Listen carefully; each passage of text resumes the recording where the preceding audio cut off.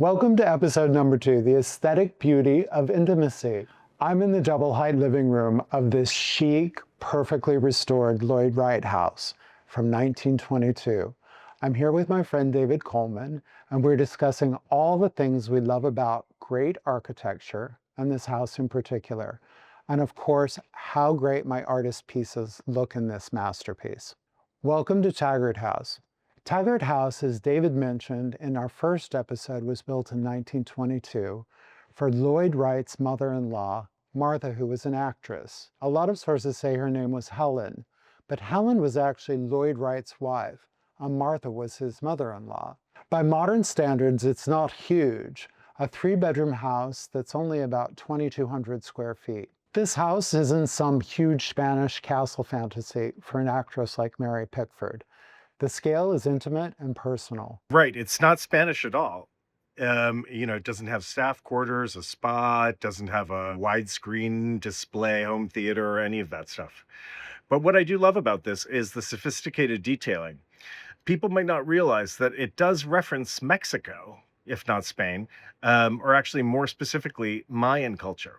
It's a great example of what is now called Mayan revival architecture.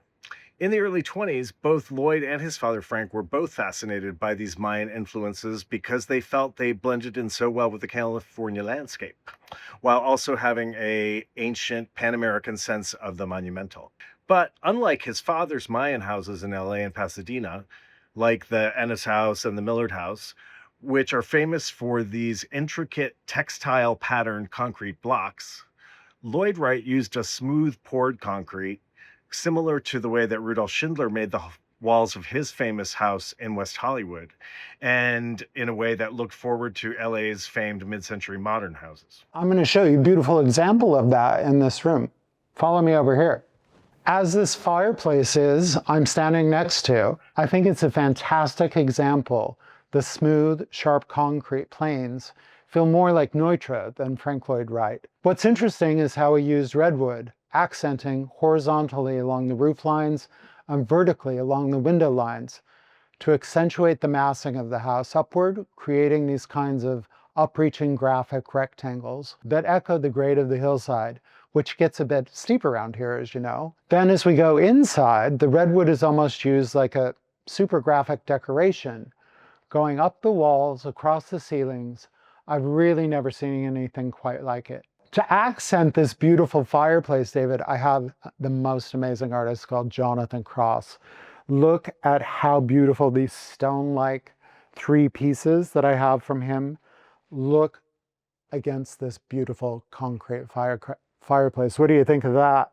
They're beautiful. I actually saw a show of these at Jack Pearson's gallery in New York, and I thought they were incredible then, and they really are. They look even better in this house. And they look so natural, like they were, designed for the space. They're so brutalist and massive, and the way that he sort of cuts into, he starts off with like actually huge pieces of square clay, and then he takes a big machete kind of knife and he just starts carving into them, and until he gets these shapes. This one is super special for me because it's actually an incense burner. Look at how beautiful. That's so cool. You put the incense down in this little receptacle here, and then that's incredible. It smokes out of the hole here. How big is that? It's like what, like 15 inches high? How tall? It's not quite that high. I would say it's probably about 8 inches high. This one's probably gets to be more like 15 inches, like you were talking about, this vase. And this one also is a vase, a little smaller in scale. But they're just, I think, gorgeous. And then next up, we have, so I have this beautiful little metal sculpture by Moritz Landgrebe. We discovered Moritz in Marfa, Texas. He's interested in sort of the contradictions of his materials, which are steel. And this is a steel piece that he did for us that's been lacquered orange. And I have to pick this up to show you because it's optical in the way that it's changing forms all of the time, depending on the way that you're looking at it. And it's hard to Oh, yeah, capture that's this interesting. I in didn't in a realize it was video, that but shape. it's super optical. In a way, it kind of has a way of being kinetic, almost. Yeah, very much so. It reminds me of kind of huge mid-century outdoor sculpture, like, kind of maybe Alexander Lieberman or Tony Smith or something like that. In a massive format, I could imagine it being a wonderful thing for you to wander through, right?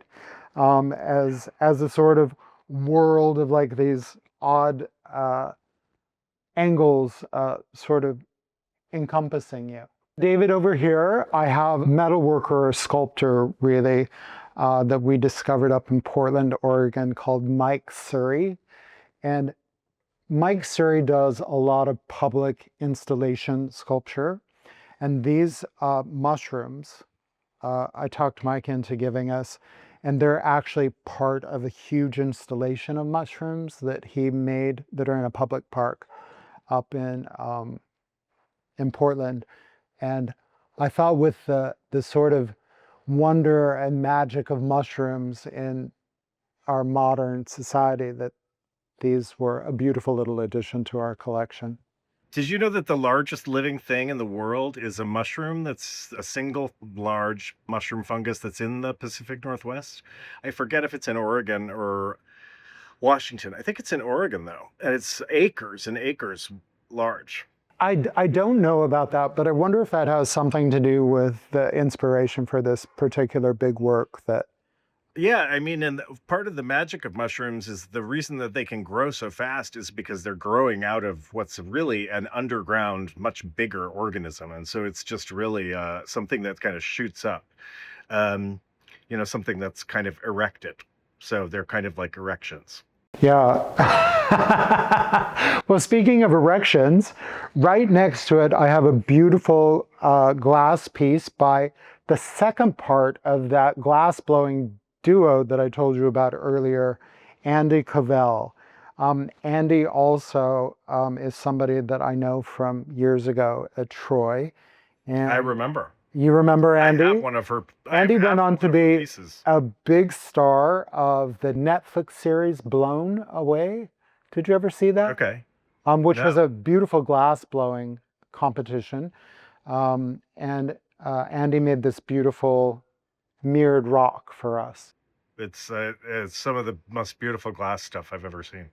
Yeah, the two of them were a really fantastic duo. They're singular now, as lots of duos end up being, but Oh, they sorry. still they hold their own very well singularly.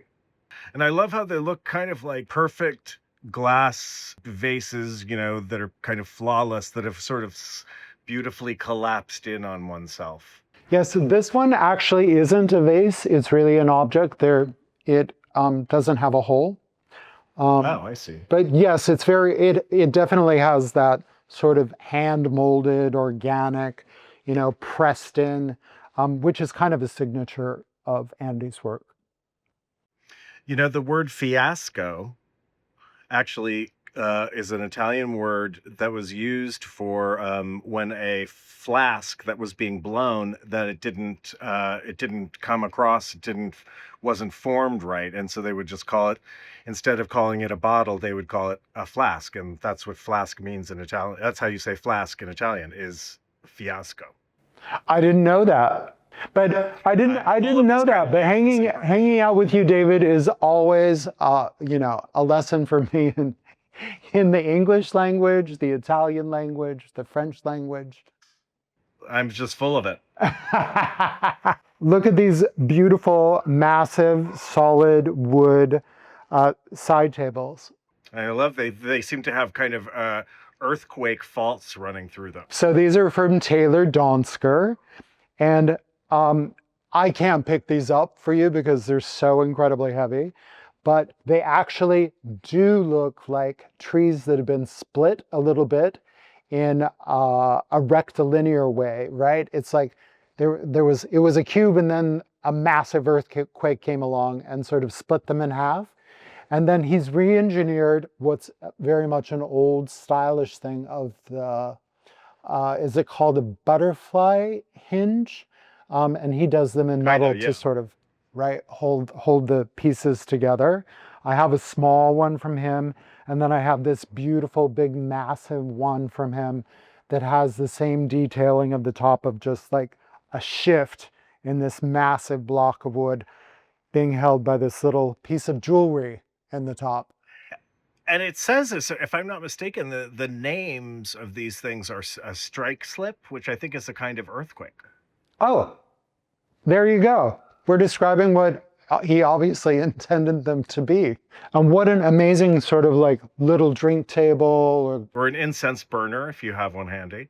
Yeah, exactly, right? Little ashtray, little incense burner, a little bud vase, just beautiful little accessory to kind of, as this beautiful mohair daybed is. I'd like to remind everybody that everything from this video is for sale, and everything that you're seeing you can purchase through our AoK shopping page. The link for the page is in our bio. Join us next week for episode number 3, Floating in a Cloud.